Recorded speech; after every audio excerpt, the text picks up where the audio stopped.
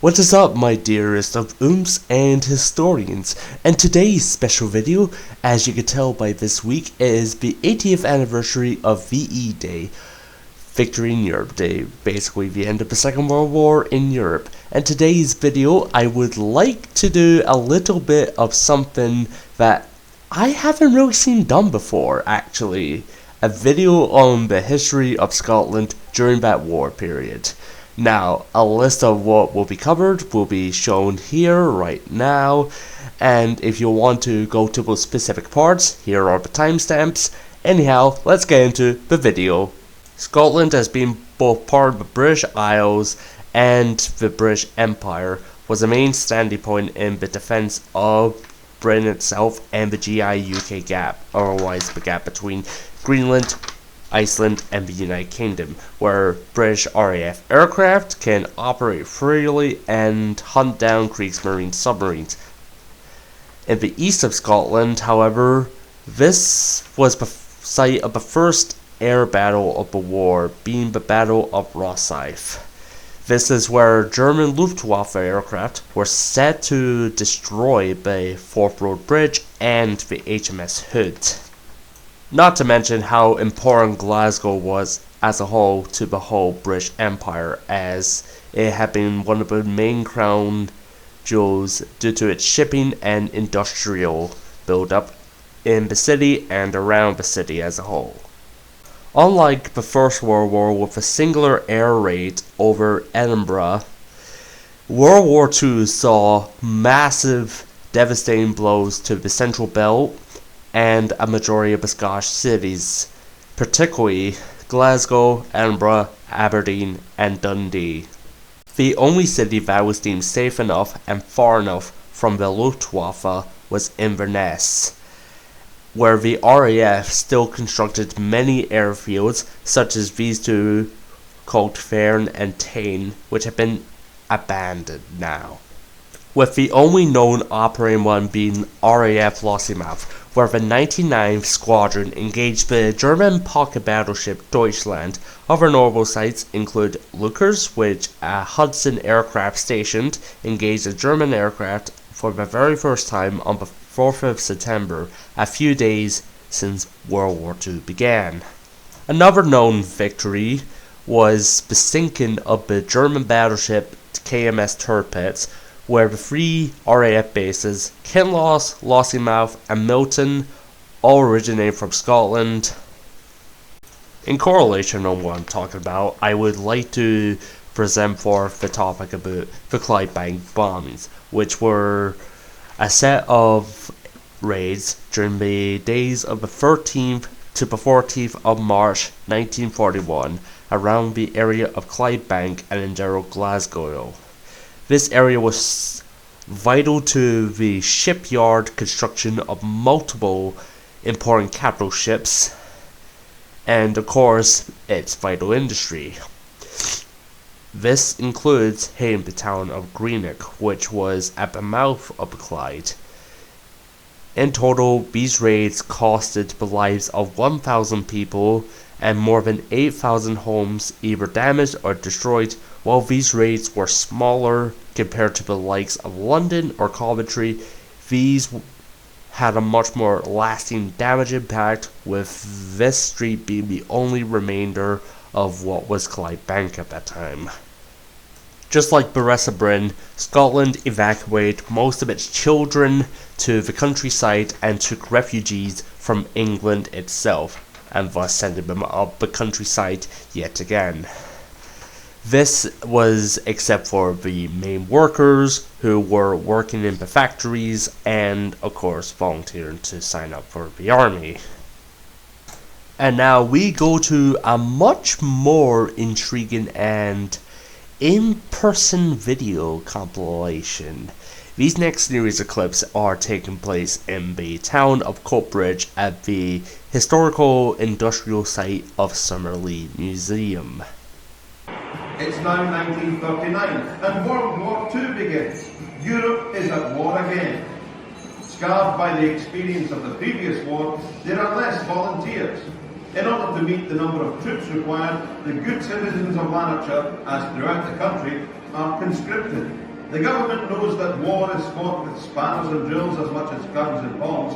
Therefore, many engineers and steelworkers are onto a much more famous site of industrial scale is the Clydebank shipyards, which are still operated to this day, just under base systems. Here's what we have left of Clydebank shipyards. Now, most of these warships were built along the said River Clyde. However, most of these sites are currently shut or abandoned, but except for along here, which is where current Royal Navy ships are currently being built under construction. We are currently in the final process. And just as of now, the base systems base over there is currently making its latest warships.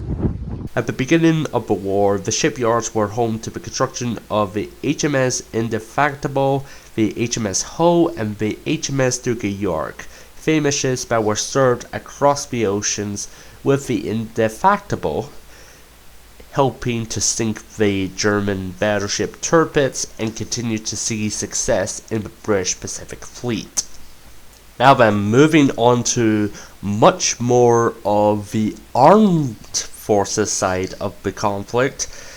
Due to Scotland's terrain of the Highlands, this was an important site in the training of SOE, Special Operation Executive, or SAS soldiers in special operations around Europe, which was part of the Allies' war effort to hamper or at least destroy the German heavy war plan in Telemark, Norway, which if it hadn't been, the Germans would have had a nuclear warhead already.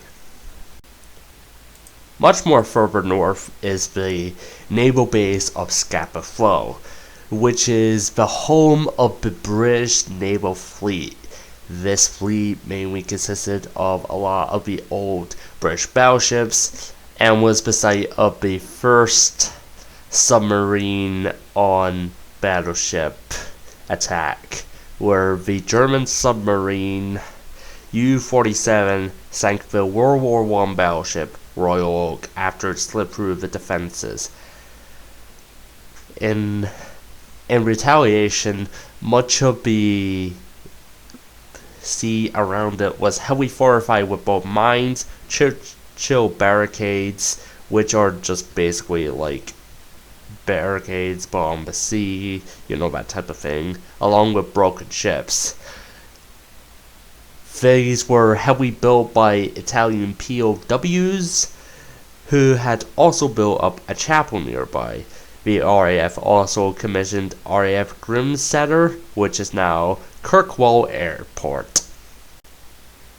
And now I am pretty much going to be moving on to the two most famous Scottish Armed Forces regiments of the entire war. The Scots Guard, starting off first, is one of the well-known British divisions of the British Army seen action across Europe and as far as Burma, where they split off into multiple different regiments, ranging from simple infantry battalions to armoured regiments. Such famous tanks used by the Scots Guards was the Sherman Firefly, the British modified Sherman tank to combat the late war German tanks popping up at the scene.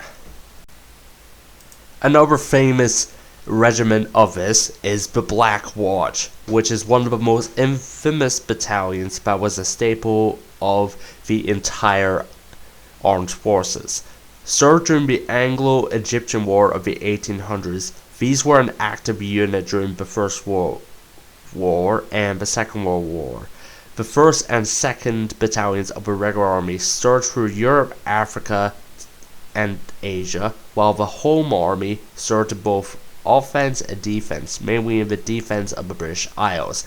And just like the rest of the army after the war, most of the units were disbanded or at least been activated in times of crisis. As for my personal reasons why I did this video, it was to help showcase more of the Scottish perspective rather than the English and all the other countries as part of the British Empire. and in general just to showcase much more love for my country. Now this video is done, and I hope you all enjoyed this historical video. Please be sure to like and subscribe, share, do whatever, to be honest. I mean, like, I'm busy working on other projects right now. I apologize for the many delays. Anyhow, see you all soon.